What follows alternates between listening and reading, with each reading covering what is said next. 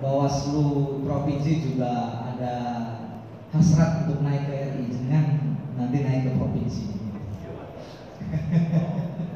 Jadi dari kabupaten naik ke provinsi. Bapak-bapak, ibu-ibu yang saya hormati, pertama-tama adalah kita panjatkan puja beserta puji syukur kehadirat Allah Subhanahu wa taala. Yang mana pada kesempatan pagi menjelang siang, ini menjelang siang ya, kita bersama-sama kumpul di tempat ini dalam rangka KPID menyelenggarakan sosialisasi regulasi siaran Pilkada serentak 2020. Bapak Ibu, mengapa KPID tadi disampaikan oleh Pak Edi di 6 ekskarsidenan kita mengumpulkan pengelola radio untuk sosialisasi ini? Ada satu mandat dari Pak Gubernur untuk Pilkada serentak kali ini di masa pandemi, KPID diminta untuk memastikan lembaga penyiaran yang ada di Jawa Tengah untuk ikut mensukseskan Pilkada serentak. Kenapa? Jawa Tengah adalah provinsi di mana daerahnya hari ini itu terbanyak penyelenggaraan Pilkada serentak. Ada 21 kabupaten kota. Betul ya Pak ya? Terbanyak. Dari 35 kabupaten kota, kita ada 21 kabupaten kota yang menyelenggarakan pilkada. Oleh karena itu, maka Pak Gubernur mewanti-wanti Bapak Ibu, jangan sampai pilkada kali ini yang ancamannya kan mulai hari ini sudah berhembus, mau ditakut-takuti, digenderwoni, gitu kan, ditakut-takuti masyarakat supaya gagal, bahwa pilkada isunya, hoaxnya akan jadi penyebaran virus COVID-19, klaster pilkada. Ada kelas kemarin klaster coklat gagal. Kemarin ada isu hoax klaster coklat itu gagal.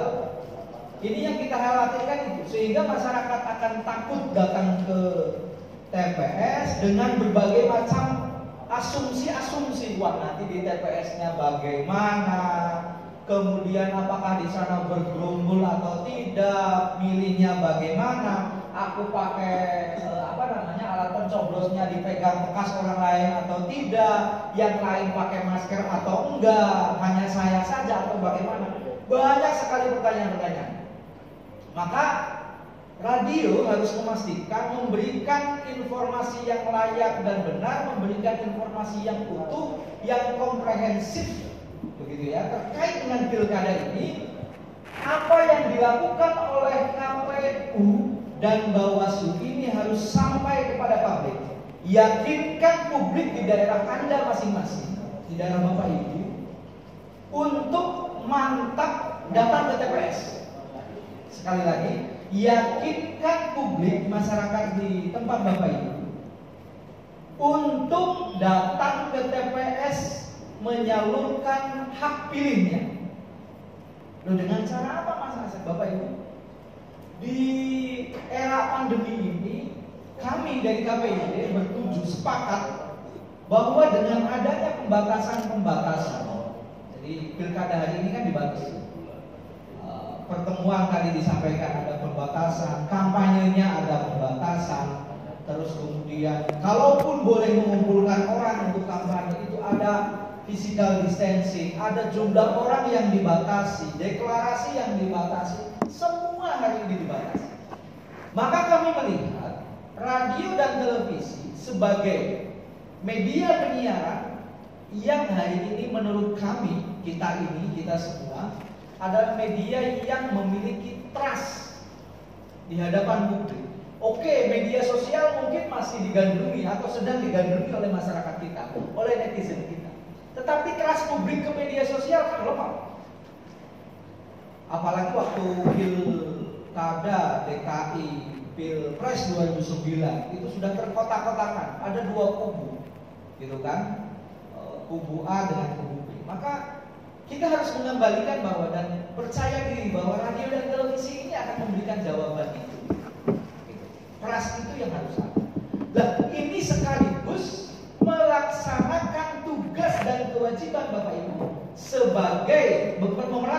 berfungsi sebagai pilar demokrasi keempat. Mungkin hari ini orang sudah sedikit kurang percaya, misalnya ada legislatif, eksekutif, yudikatif kok bisa jadi satu. Harusnya kan pilar demokrasi ini tidak menjadi satu, eksekutif, legislatif, yudikatif, begitu kan?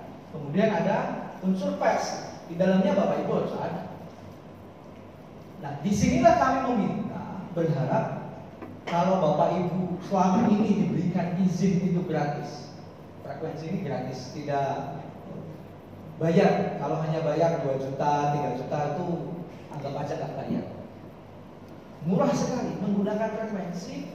Maka timbal baliknya, ayo bareng-bareng kami tidak henti-hentinya mengajak kepada seluruh lembaga penyiaran yang ada minimal di 21 kabupaten kota itu untuk melakukan kampanye mensukseskan, bukan kampanye pasangan calon ya, kampanye mensukseskan Pilkada serentak 2020. Jangan hanya nunggu iklan dari KPU yang di order nanti, hanya ada 14 hari iklan itu. Jangan nunggu iklan dari Bawaslu, iklan KPU katanya dananya terbatas ya. Bawaslu juga nggak ada. Oh nggak ada, biasanya ada. Berarti sama dengan KPU. Oke, ini juga nggak ada. Jadi jangan berpikiran soal iklannya. Justru menurut saya begitu ya, ini boleh setuju atau tidak. Ketika Bapak Ibu mulai hari ini gencar membuat program-program seputar kampanye pilkada, bukan kampanye. Ada dialog, liputan berita, misalnya setiap hari minimal ada 3 atau 4 berita terkait dengan pilkada. Satu sumber dari KPU, berita yang kedua dari Bawaslu, berita ketiga dari pasangan calon, berita keempat dari masyarakat, tokoh masyarakat. Itu jadi 4 berita. Misalnya membuat 4 berita itu. Misalnya ada satu berita mengomentari soal munculnya fenomena satu pasangan calon saja. Itu kan masyarakat bisa bersuara, gitu kan? Soal persiapan dari KPU bagaimana? Tadi disampaikan Pak Kadin. Bawaslu nanti akan melakukan pengawasan seperti apa, tahapan-tahapan dan lain sebagainya. Belum lagi pertanyaan masyarakat, kalau saya tidak masuk dalam daftar pemilih, saya harus bagaimana? Kalau saya kok dikira, perkiraannya nanti ketika memilih saya tidak berada di desa saya, misalnya saya ada di desa seberang atau di kecamatan seberang yang jauh, saya harus bagaimana? Ini kan pertanyaan-pertanyaan teknis yang harus dijawab dan dijelaskan. Tidak mungkin KPU dengan jumlah personel 5 orang, gitu ya, bisa menjelaskan person to person ke orang-orang yang ada di daerah. Maka radio menurut hemat kami ini harus mengambil peran itu. Maka ketika Bapak Ibu mengambil peran itu, harapan kami pendengar nanti tambah, iklan nanti pada berdatangan, gitu kan?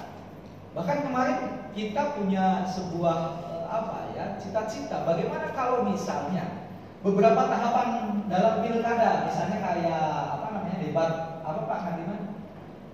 Misalnya pengundian nomor urut 1, kemudian debat pasangan calon. Tidak perlu udah disiarkan di TV, ngapain misalnya? Yang TV Jakarta cukup disiarkan di seluruh Serempak. Kalau kabupaten mana? Berhubungan ada berapa radio Bu Sri? Saya tanya ini Bu Sri soalnya terlambat. 5 misalnya. Jadi 5 radio ini kompak. Tanya ke KPU, tanya ke Bawaslu, ada uang berapa misalnya? Uang ini sedikit, ya tidak apa-apa. Ini untuk biaya produksi. Untuk iklannya dari mana? Coba ini digaungkan. Kalau ini sudah menggema di seantero Purwodadi misalnya, kan bisa menarik pengiklan. Ada slot iklan yang dijual dalam pengundian nomor urut ini. Kenapa? Karena ketika pengundian nomor urut juga dibatasi Pak ya, yang hadir. Kalau itu satu berarti ada pengundian ya? Ada ya, tetap ya, meskipun satu ada. Nomor urutnya kan tuh. Iya, kanan kata kosongnya itu. Oh, kata kosong. Ya tetap Kanan kiri. Oh, kanan kiri. Tetap ada mekanismenya. Nah, kalau ini coba diperhatikan bersama-sama oleh Bapak Ibu, maka program-program radio untuk mencerahkan publik bagi kami kok rasa-rasanya tidak sesuatu hal yang susah. Berita saya pikir KPU Bawaslu juga siap, KPUD siap, tidak perlu datang, telepon bisa. Maka saya teriak-teriak itu, keliling-keliling. Alhamdulillah setelah saya keliling ke Pemalang, banyak radio yang telepon ke saya. Pak, saya bisa nggak wawancara? Bisa. Padahal saya sambil ngomong anak begitu, sambil nyuapin. Pak, saya bisa nggak telepon? Bisa. Padahal baru bangun tidur. Saya bilang silakan telepon. Tidak apa-apa, pagi-pagi telepon nggak apa-apa. Cari data, cari informasi dari sumber yang valid. Untuk apa? Supaya masyarakat kita menjadi tercerahkan. Sebagai pilar demokrasi keempat ini, maka harapannya muncullah program-program, ada dialog. Coba deh di flashback atau dievaluasi, ada enggak dalam di radio saya, di radio Bapak Ibu, program dialog yang khusus untuk pilkada? Kalau setiap hari sehari berapa kali, kalau setiap minggu seminggu berapa kali, kalau setiap bulan sebulan berapa kali, misalnya. Tapi yang penting jangan nggak pernah aja, jangan hanya sekali gitu kan, jangan. Ya minimal setiap minggu seminggu sekali lah, setiap Senin begitu. Itu kita harapkan ada dialog. Kemudian misalnya ILF, kemudian misalnya jingle-jingle untuk menyemarakan. Dulu saya masih kecil itu jinglenya pemilu dulu. Apa ini? Saya lupa itu. Yang jingle pemilu itu kan sampai terngiang sekali dalam telinga kita, sehingga masyarakat itu terdorong untuk berbondong-bondong datang ke TPS. Wakil kita, gitu kan? Pemilihan umum itulah memanggil kita, gitu kan? Itu kan jadi apa ya? Jadi kayak lagu wajib gitu. Nah, ini menurut saya bisa dilakukan oleh radio membuat jingle. Bapak Ibu kan kreatif, suaranya bagus-bagus, bukan begitu, Bu Hajar? Ya, Bu Sri ini Bu Hajar suaranya bagus. Jadi coba buat program-program yang kreatif untuk menyemarakan pilkada. Jangan sampai muncul apatisme dari publik, apalagi yang pasangan calonnya cuma hanya ada satu. Alah, ngapain datang ke sana? Itu kan bahaya kalau masyarakat sudah sampai tidak mau berpartisipasi dalam pesta demokrasi. Padahal Bapak Ibu diamanahkan ada hak dan kewajiban lembaga penyiaran untuk mensukseskan pemilu, untuk mensukseskan pilkada.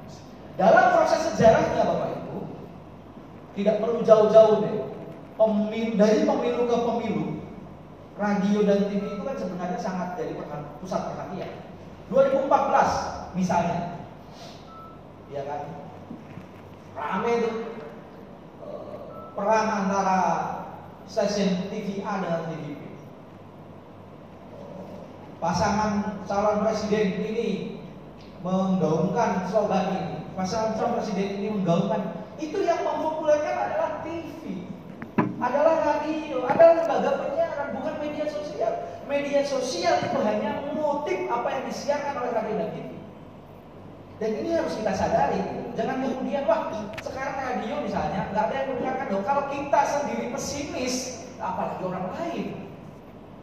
Maka yang harus mengkampanyekan ya kita. Kita sampaikan kepada dunia, kita sampaikan kepada pengusaha, kepada para politisi, kepada para birokrat bahwa hari ini ngomong saja hampir 70% masyarakat Kabupaten Grobogan mendengarkan radio. Nggak percaya, survei sendiri Pak. Begitu jawabannya. Kalau ditanya nggak percaya, survei sendiri. Gitu. Yakinkan bahwa radio hari ini didengar. Kenapa? Karena kalau bukan kita yang mengkampanyekan, ya siapa lagi? Kalau kita tidak percaya diri, ya siapa lagi? Apalagi di Demak, hanya ada satu-satunya. Jadi kalau jenengan tidak serius, wah bahaya ini. Ini meskipun fardu kifayah, tapi kifayahnya lo sendiri, berarti dia yang fardu ain. Diminta netral terus kemudian tidak melakukan apa-apa, ya Bu siapa namanya? Saya kalau nama perempuan cepat lupa. Bu Uci. Saya kalau nama perempuan cepat lupa, Pak Ci. Ya, saya cepat lupa. Jadi bukan berarti LPPLK misalnya ketika diminta untuk netral tidak melakukan apa-apa, salah tidak melakukan apa-apa. Apakah boleh saya mewawancarai incumbent untuk berita? Boleh. Tetapi lawan politiknya juga harus dikasih kesempatan yang sama. Gitu loh. Jangan kemudian takut tidak boleh di ini, ya nggak apa-apa. Kalau mau di blow up lagi. Mulai kapan? Mulai hari ini. Tidak perlu nunggu nanti berapa? 14 hari masa iklan itu. Kalau Mas mau menunggu hanya iklan dari KPU dan Bawaslu, maka wassalam. Bapak Ibu tidak bisa berbuat apa-apa. Tidak bisa berbuat apa-apa.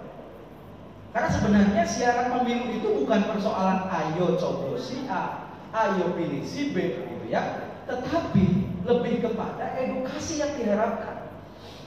Masyarakat harus mendapatkan informasi yang layak dan benar, yang komprehensif dari lembaga penyiaran terkait dengan penyelenggaraan pemilu ini. Misalnya soal ke partisipasi publik yang selalu jadi PR bagi penyelenggara pemilu. Hari ini kan KPU terbatas. Mau coklit aja datang tok Assalamualaikum. Ini benar gak rumahnya Pak Asep? Udah kejauhan. Karena takut masuk. Untuk saya bilang, Pak, saya alhamdulillah negatif dari COVID. Karena saya tidak pernah swab. Itu kan sama kalau tidak mau ketahuan